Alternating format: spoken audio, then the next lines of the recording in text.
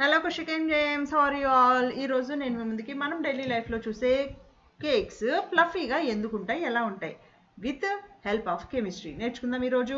So ఎప్పుడైనా మనం కేక్ని ప్రిపేర్ చేసేటప్పుడు కేక్ బ్యాటర్లో మనం ఏం కలుపుతాము?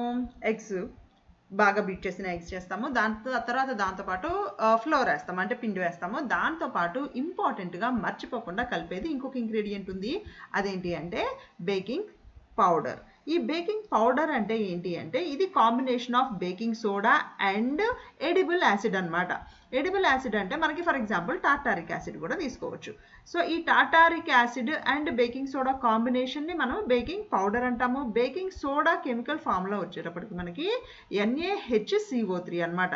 ఎప్పుడైతే ఈ బేకింగ్ సోడాని, టార్టారిక్ యాసిడ్ని, ఎడిబుల్ యాసిడ్ని మనం బ్యాటర్లో కలుపుతామో అప్పుడు మనం దాన్ని బాగా హీట్ చేస్తాము. అవును కదా, ఓవెన్లో బాగా బేక్ చేస్తాం.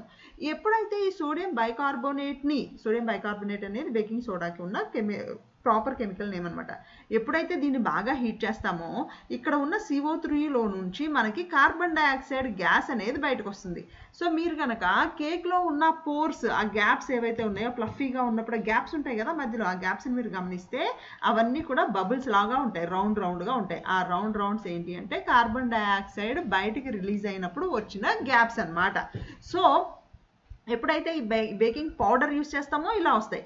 కానీ బేకింగ్ పౌడర్ కాకుండా ఓన్లీ బేకింగ్ సోడా యూస్ చేసామనుకోండి, NaHCO3 మాత్రమే యూస్ చేసి టార్టారిక్ యాసిడ్ యాడ్ చేయడం మర్చిపోయామనుకోండి, అప్పుడు మనకేమవుతుంది అంటే NaHCO3 హీట్ చేసినప్పుడు CO2తో పాటు NaOH కూడా వస్తుందన్నమాట.